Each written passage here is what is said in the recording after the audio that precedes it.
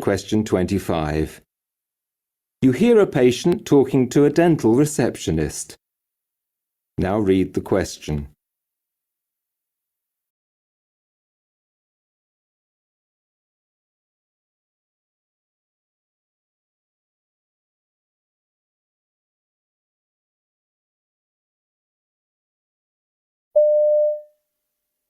Hi, I'd like an urgent appointment, please. Let's see, who's your usual dentist? Mr. Garcia? You say it's urgent. Are you in pain? Yeah, it's the tooth Mr. Garcia filled last week. Well, he's away today, I'm afraid, but there's a free slot this afternoon with his colleague, Mrs. Brown. Well, that'd be okay, but are you saying Mr. Garcia could fit me in tomorrow? That's right, we'd get you in first thing. Can you wait? Well, I'm not chewing on that side and I'm taking paracetamol, which is helping. The pain started when I was eating a steak, so I'm frightened I might have upset Mr. Garcia's work. It makes sense for him to check it out. OK, we'll book you in for tomorrow morning at 10.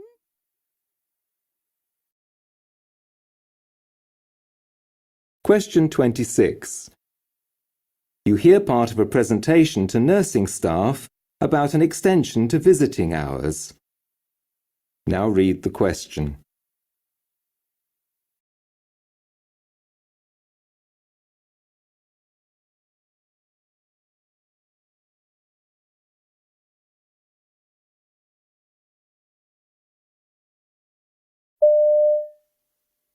Now, you'll have received the survey asking your opinion about extending visiting hours, and doubtless you've got your own ideas about the possible impact on your work. You're probably aware of the evidence pointing to the positive effects on patient recovery rates of increased contact with loved ones. This isn't in question, but of course things must be managed properly. I've heard concerns about how busy everyone is, that you've got enough on your plates without having to worry about extra demands from visitors. Well, we've carefully planned things to prevent you being overrun with queries, interruptions and so on. Visitors will be given a list of do's and don'ts outlining what's expected of them. Meanwhile, managers will be monitoring things carefully to make sure routines aren't disrupted at all.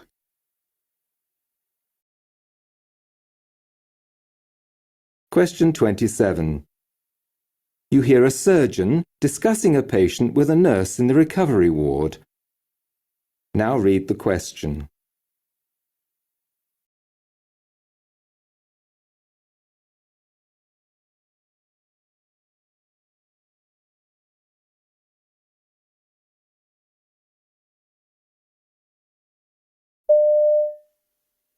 It looks like Mrs. Jones is still a bit groggy after her thyroidectomy. Will she be going up to the ward soon? Yes, I'm going to call a porter. She should be going up in 15 minutes. OK. I've added some extra post-op pathology orders. She may have problems with the drop in her calcium. Her thyroid was just huge. We didn't see all 4 parathyroid glands, and we need to check that they haven't been affected by the procedure. She seems OK, but I want her calcium level checked twice a day. She needs to be monitored for any breathing problems, muscle cramping and numbness, and for tingling in her fingers. OK, I'll make sure a report to watch out for hypocalcemia is passed on. OK, if you need me, call me.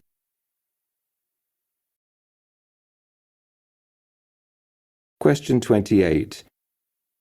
You hear a chiropractor briefing a colleague about a patient called Ryan. Now read the question.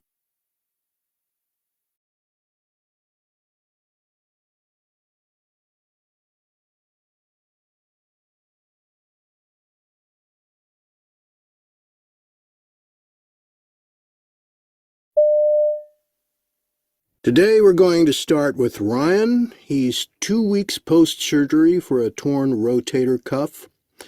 He also had a spur on his acromion process removed.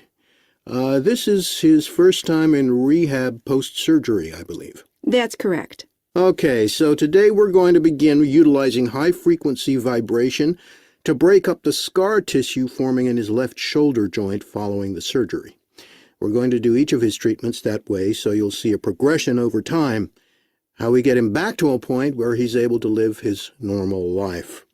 Movement's the key to rehabilitation, and this treatment resonates with the nerves too, so it should eventually help them heal quicker and reduce his discomfort.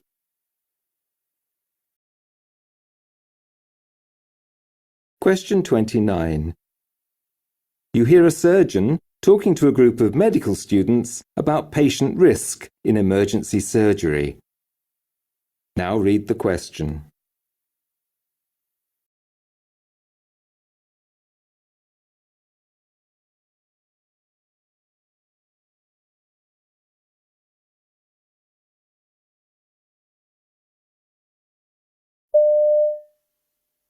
If you look at the risks of elective surgery, they're really very low compared to emergencies.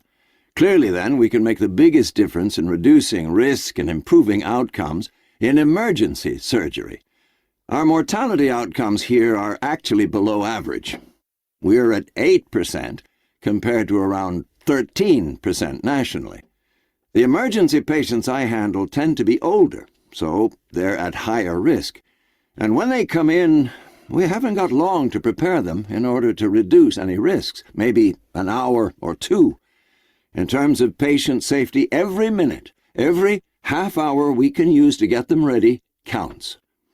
That's because the patients we're thinking about are prone to developing post-operative complications, given that they have a range of associated heart, kidney, and lung problems.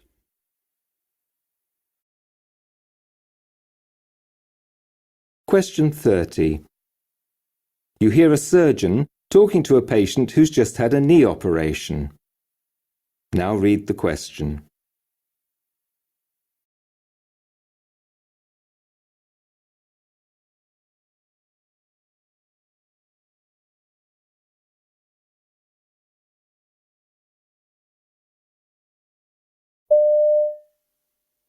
How are you feeling, Mr. Shaw? Oh, exhausted. But the painkillers must be working. I can't feel my knee as you predicted. You're bound to feel weary after an operation. It went well, though. We cleaned out loose cartilage from the joint. You can go home now. Oh, thanks. I had an arthroscopy on the other knee several years ago, so I know what it's like. The idea that it gets done in less than a day is still pretty mind-boggling, though. You'll need crutches for 2 weeks, but you should be walking okay within a month. Oh, good. Give it 4 months before you put any serious impact on it, though. 4 months. After my last stop, I started running again within a month. Thinking about it, though, I guess I paid for it. That knee had a lot of niggles for months afterwards. Yeah, if your body's hurting, it's telling you something. Okay.